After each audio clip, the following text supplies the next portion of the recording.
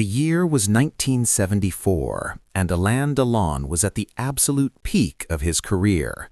His films were breaking box office records across Europe, his face was on magazine covers around the world, and he was commanding the highest acting fees in French cinema history. But behind the glamorous facade, Alain was facing financial pressures that threatened to destroy everything he had built. The Markovitch scandal had cost him millions in legal fees. His expensive lifestyle, including multiple homes, luxury cars, and a staff of dozens, was draining his resources faster than he could replenish them. His business investments had turned sour, and several film projects had fallen through, leaving him with significant financial commitments and no immediate income to cover them. It was during this vulnerable period that Alain received an invitation that would change his life forever. The message came through François Marcantoni, his longtime friend and connection to the Corsican underworld. A meeting had been arranged with someone described only as a powerful businessman who admired Alain's work and wanted to discuss a mutually beneficial partnership. The meeting was set for a private dining room at the Hotel George V in Paris, one of the most exclusive and discreet venues in the city. Alain arrived expecting to meet a wealthy industrialist or perhaps an international film distributor. Instead, he found himself face to face with Vincent Romani, the head of the most powerful crime syndicate in Southern Europe. Romani was not the typical crime boss that Hollywood had taught people to expect. He was impeccably dressed, highly educated, and spoke with the refined accent of someone who had attended the finest schools. His wealth was legendary.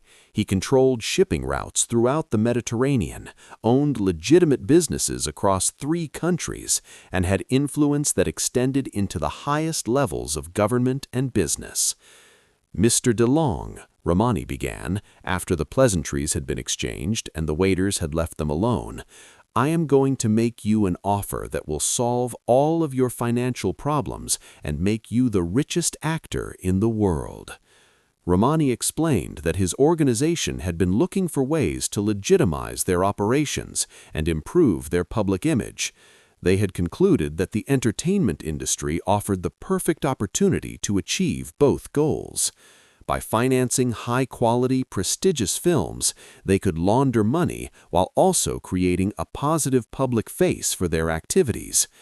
"We want to offer you an exclusive contract, 100 million euros over 5 years. We will finance any film you want to make, any project you want to pursue. You will have creative freedom, the best directors, unlimited budgets. All we ask in return is your complete loyalty and cooperation." The amount was staggering. 100 million euros in 1974 was equivalent to nearly €500 million in today's money. It was enough money that any actor in history had ever been offered. It was enough to secure not just Alain's future, but the futures of his children and grandchildren for generations to come. But as Romani continued to explain the details of the offer, Alain began to understand the true cost of accepting such a deal. The creative freedom Romani was promising came with significant restrictions. Every script would need to be approved by the organization's board of advisors. Every film would need to include subtle messaging that portrayed organized crime in a sympathetic light.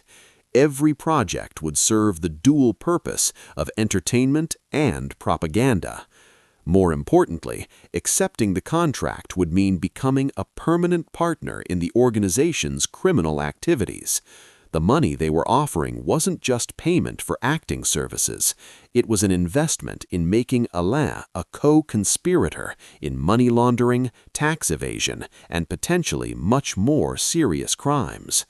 "You understand," Romani said, with a smile that didn't reach his eyes, "that once you accept our partnership, there is no going back. We take care of our family, but we also expect absolute loyalty in return." Alain felt a chill run down his spine as he realized the true nature of what was being offered. This wasn't just a business deal, it was an invitation to sell his soul for money, no matter how much money it might be. The meeting ended with Romani giving Alain 1 week to consider the offer. As Alain left the hotel that evening, he was followed by 2 men in expensive suits who made no effort to hide their presence. The message was clear. He was now under surveillance, and his decision would have consequences either way. But as Alain thought about what accepting the deal would mean, he kept returning to the lessons his mother had taught him as a child about the difference between right and wrong. He thought about the characters he had played in films, men who faced moral choices and chose honor over profit. He realized that his entire career had been built on portraying characters with strong moral codes, and now he was being asked to abandon his own moral code for money. The decision crystallized for Alain when he visited his mother, who was then in her 70s and living quietly in the countryside. Without telling her the specific details, he described the choice he was facing between financial security and personal integrity. "Mon fils," she said, looking directly into his eyes, "money can be lost, stolen, or spent, but once you compromise your character, you can never get it back. Whatever problems you have, we will find a way to solve them honestly." When Alain returned to Paris for his follow-up meeting with Romani, his mind was made up. The second meeting took place at the same hotel, but this time the atmosphere was much more tense. Romani had clearly expected Alain to accept the offer, and he was not pleased to hear that his proposal was being rejected. "Mr. Romani," Alain said, his voice steady despite the fear he was feeling, "I am honored by your offer, but I cannot accept it. I became an actor to tell stories and create art, not to serve as a propaganda tool for any organization, no matter how powerful or wealthy." Romani's facade of civilized politeness dropped immediately. "You are making a very serious mistake," he said coldly. "Do you understand what you are refusing? This is more money than you will ever see again in your lifetime." "I understand exactly what I am refusing," Alain replied. "I am refusing to become a criminal. I am refusing to use my art to legitimize activities that harm society, and I am refusing to teach my children that everything has a price, including their father's integrity." The room fell silent for a long moment. Romani studied Alain's face, looking for any sign of uncertainty or wavering. When he saw none, his expression hardened further. "This is not just about money," Romani said. "This is about respect. You are showing disrespect to very powerful people who do not tolerate disrespect. There will be consequences for your decision." Alain stood up from the table, his decision final. "Then I will face those consequences, but I will face them as an honest man, not as a criminal who sold his soul for money." The consequences began almost immediately. Within days of his refusal, several of Alain's upcoming film projects were mysteriously canceled. Investors suddenly withdrew funding, distributors backed out of agreements, and co-stars were pressured to avoid working with him. More seriously, Alain began receiving direct threats against his safety and the safety of his family. His car was vandalized, his house was broken into, and he was followed everywhere he went. The message was clear. The organization wanted him to reconsider his decision. But instead of intimidating Alain into changing his mind, the threats only strengthened his resolve. He hired personal security, moved his family to a more secure location, and continued to refuse all attempts to pressure him into accepting Romani's deal. The standoff lasted for nearly 6 months, during which time Alain's career seemed to be in free fall. He was effectively blacklisted from major film projects, his income dropped to almost nothing, and the financial pressures that had made Romani's offer so tempting in the first place became even more severe. But gradually, something unexpected began to happen. Word of Alain's refusal to work with organized crime began to spread through the entertainment industry, not as a scandal, but as a story of remarkable courage. Directors who had been afraid to work with him began reaching out privately, expressing their admiration for his stand and offering him roles in smaller, independent productions. These films didn't offer the massive budgets or guaranteed profits of studio blockbusters, but they offered something more valuable: creative freedom and the opportunity to work with artists who valued integrity over commercial success. The first of these films, Police Story, was made on a tiny budget with a cast of actors who had all taken significant pay cuts to be part of the project. But the film's authenticity and emotional power resonated with audiences in a way that no big-budget production had managed to achieve in years. What made Police Story particularly significant was that it directly confronted the romanticized portrayal of organized crime that had become popular in cinema. Instead of glorifying criminal behavior, the film showed the real human cost of organized crime on ordinary people. It was exactly the opposite of what Romani's organization had wanted Alain to create, and its success proved that audiences were hungry for more honest storytelling.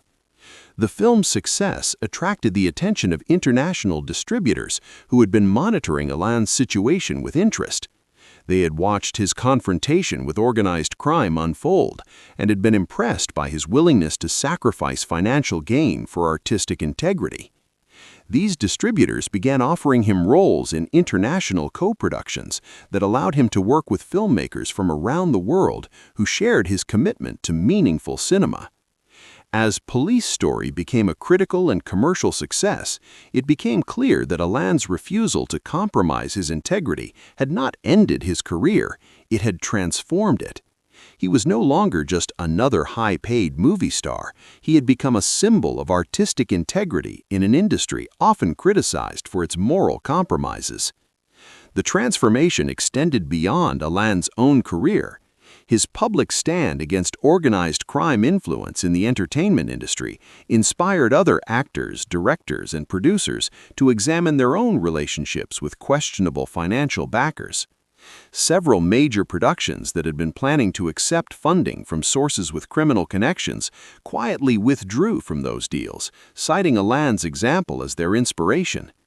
The French Actors Union, which had initially been silent about Alain's situation out of fear of economic retaliation, eventually issued a public statement supporting his decision and calling for greater transparency in film financing. They established new guidelines requiring disclosure of funding sources for major productions and created a support fund for actors who faced retaliation for refusing to work with criminal organizations. International film festivals began recognizing Alain's stand as a watershed moment for artistic integrity in cinema. The Venice Film Festival created a special award for courage in cinema in his honor, and the Cannes Film Festival invited him to serve on juries that specifically evaluated films for their ethical and social impact rather than just their commercial potential. The irony was not lost on anyone that some of Alain's most powerful and meaningful work came during the period when he was supposedly being punished for his refusal to work with criminals. Free from the pressure to make commercially safe choices, he was able to take creative risks and explore characters and stories that revealed new depths to his talent. His performance in The Moral Choice, a low-budget drama about a man facing ethical dilemmas in business, earned him the most critical acclaim of his career. The film was clearly inspired by his own recent experiences, and audiences recognized the authenticity of his portrayal of a man choosing principle over profit. Vincent Romani's organization eventually gave up their campaign of intimidation against Alain, recognizing that their efforts were only making him more sympathetic to the public and more valuable to legitimate filmmakers. The criminal syndicate had inadvertently created exactly the opposite effect they had intended. Instead of punishing Alain for his refusal to cooperate, they had elevated him to the status of a moral hero in the entertainment industry. But they never forgot his refusal, and Alain remained on their unofficial blacklist for the rest of their operations. This blacklisting, however, became a badge of honor rather than a burden, as it signaled to legitimate investors and filmmakers that Alain was someone they could trust completely. Years later, after Romani had been arrested and his organization dismantled by international law enforcement, investigators discovered documents that revealed the true scope of what Alain had refused. The crime syndicate had been planning to use their entertainment investments not just for money laundering, but as a recruitment tool and a way to normalize criminal behavior in popular culture. By refusing their offer, Alain had unknowingly prevented his own artistic legacy from being used to glamorize and promote organized crime to millions of viewers around the world. In interviews given later in his life, Alain would often be asked about his decision to refuse the €100 million offer. His answer was always the same: "Money is temporary, but character is permanent. I could have been the richest actor in the world, but I would have been a poor excuse for a human being." The story of Alain Delon's refusal to compromise his integrity for money became legendary in the entertainment industry, inspiring other artists to stand up to pressure from corrupt influences. It demonstrated that even in a business known for its moral compromises, it was possible to maintain one's principles and still achieve artistic and commercial success. Today, film schools use Alain's decision as a case study in artistic ethics, and his example continues to inspire actors and filmmakers who face their own pressures to compromise their values for financial gain. The €100 million that Alain refused would have made him wealthy beyond imagination, but his decision to choose integrity over money made him something far more valuable: a man whose legacy was built on principle rather than profit, and whose greatest role was simply being himself. If this incredible story of moral courage and artistic integrity inspired you, make sure to subscribe and hit that notification bell. Share this video with someone who needs to be reminded that some things are more valuable than money. And tell us in the comments, what would you choose if offered unlimited wealth in exchange for compromising your principles? Because sometimes the most important decisions we make are the ones that define who we truly are.